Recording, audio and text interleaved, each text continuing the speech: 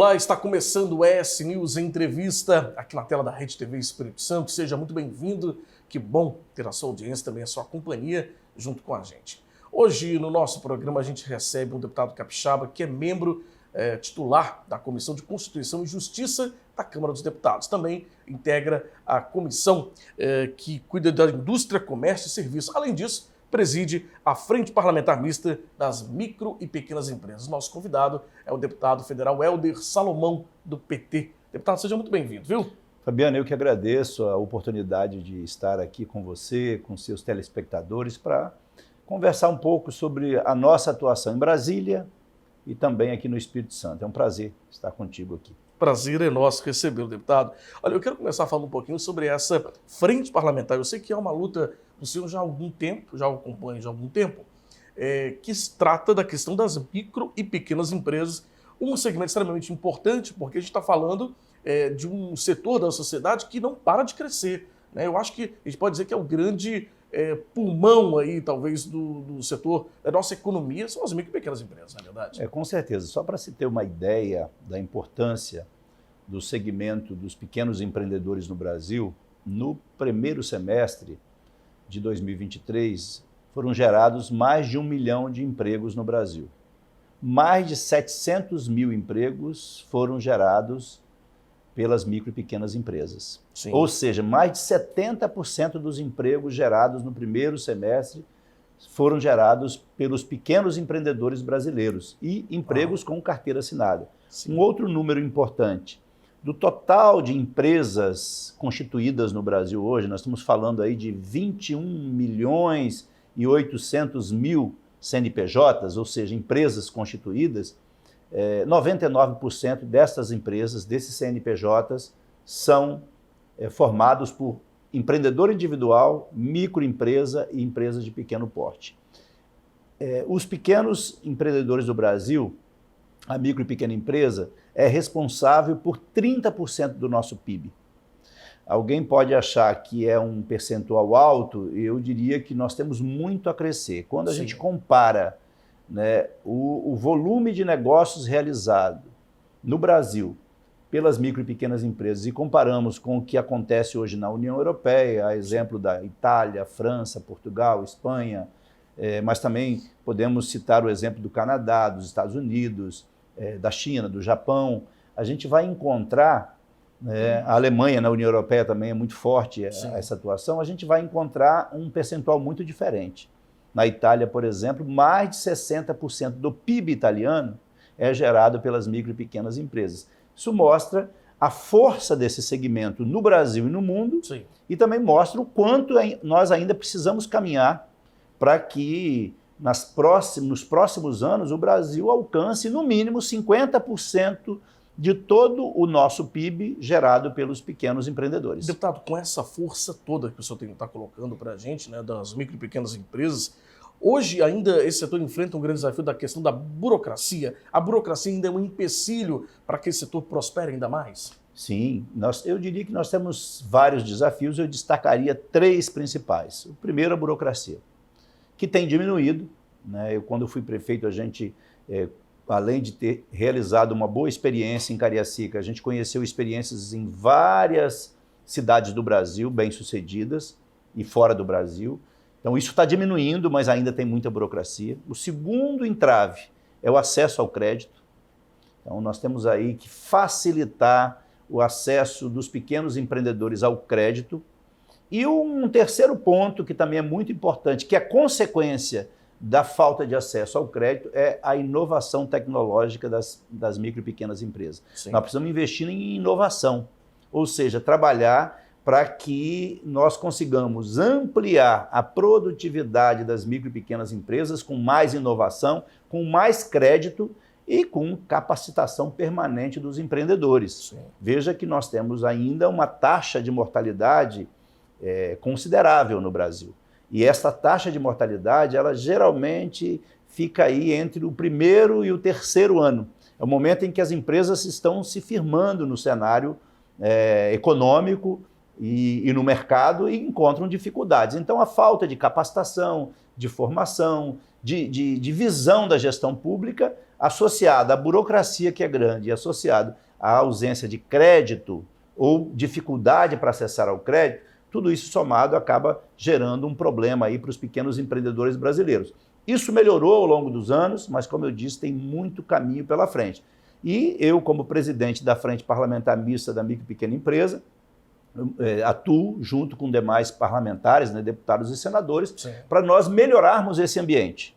Né? No Congresso Nacional, aprovando medidas importantes para valorizar e apoiar as micro e pequenas empresas e empreendedores individuais, mas também, né, trabalhando com o governo federal e com os governos estaduais e municípios, e SEBRAE e outros parceiros, para que a gente tenha, né, mais apoio e mais condições de desenvolver as empresas que estão hoje pequenas, mas eu sempre digo, né, o microempresário, o pequeno empresário, ele tem sonho de ser grande. E para ser grande, ele precisa de apoio. Claro. E é assim que nós estamos atuando em Brasília e também aqui no Espírito Santo.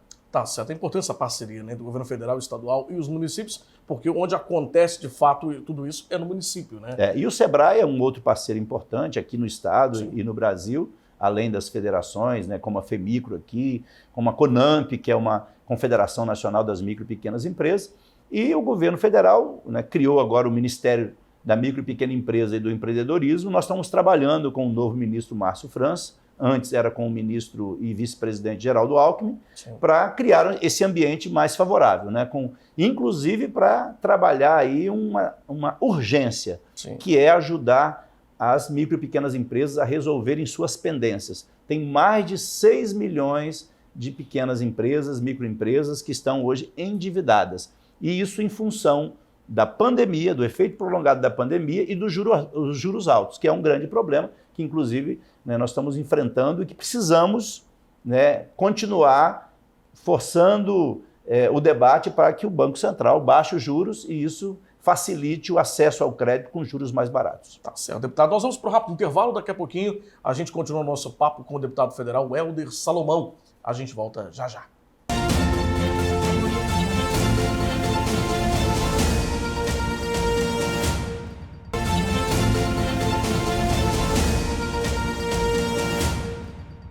Muito bem, estamos de volta com o nosso programa ES News Entrevista, hoje recebendo o deputado federal Helder Salomão, presidente da Frente Parlamentar Mista das Micro e Pequenas Empresas, também membro titular da Comissão de Constituição e Justiça da Câmara dos Deputados e também da Comissão de Indústria, Comércio e Serviços lá na Câmara Federal. Deputado, a gente falou um pouquinho no bloco anterior sobre a Frente Parlamentar, né, das Micro e Pequenas Empresas, um segmento extremamente importante para o desenvolvimento, para que o nosso país cresça cada vez mais, né? Você falou da importância desse setor. Agora eu queria falar de algumas outras ações também, nessas ações aí com o governo federal. O Espírito Santo, inclusive, teve agora o lançamento do novo PAC, né, com a presença do ministro, inclusive, né? Esse novo PAC também promete trazer ainda mais desenvolvimento para o nosso país. Logicamente que o Espírito Santo acaba sendo atingido diretamente como uma parte também do nosso país, né?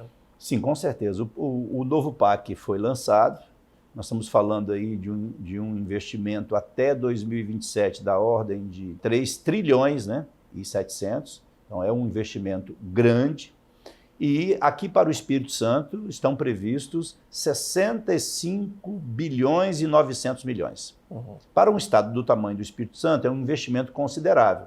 Esse investimento ele vai contemplar várias áreas. A área da infraestrutura, inclusive com a duplicação da 262, que é um sonho antigo do povo capixaba. Sim. Com a ferrovia que liga Cariacica ao litoral sul do Espírito Santo, também está prevista no PAC, obras de infraestrutura importantes que vão modernizar o nosso modal rodoviário e ferroviário. Sim. Além disso, investimentos na saúde, como o Hospital Geral de Cariacica, serão 51 milhões para o Hospital Geral de Cariacica, e eu, como deputado federal, já no primeiro mandato, articulei uma emenda de bancada de 74 milhões, e o hospital está em construção nesse momento, o que vai ser fundamental para a saúde capixaba, para a saúde do povo capixaba.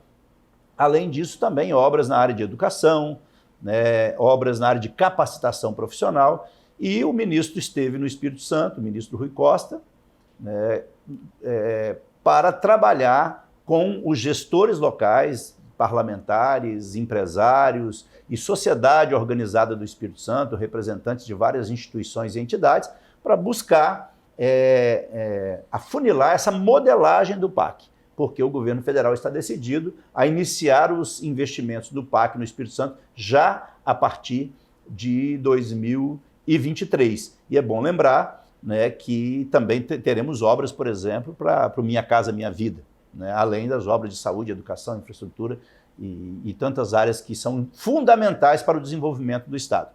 Deputado, inclusive nos mandatos anteriores do PT, né, do próprio presidente Lula, da ex-presidente Dilma, o PAC ele foi uma importante ação de desenvolvimento, né? Foi talvez a principal ação do governo federal, né? Talvez, vamos dizer assim, o que marcou muito o governo federal por conta da grandiosidade dos investimentos, né? Isso promete ser de novo. Promete e com valores ainda maiores, como eu falei, né? Naquela versão anterior, quando o atual presidente Lula era presidente, depois a ex-presidenta Dilma, os valores foram significativos para o Brasil e para o Espírito Santo, mas foram valores menores do que agora. Então, nós estamos falando de um investimento para o Espírito Santo de quase 66 bilhões. Sim. Isso, claro, vai ajudar a consolidar e melhorar o desenvolvimento do Espírito Santo e tornar o Espírito Santo mais competitivo e mais preparado para gerar emprego,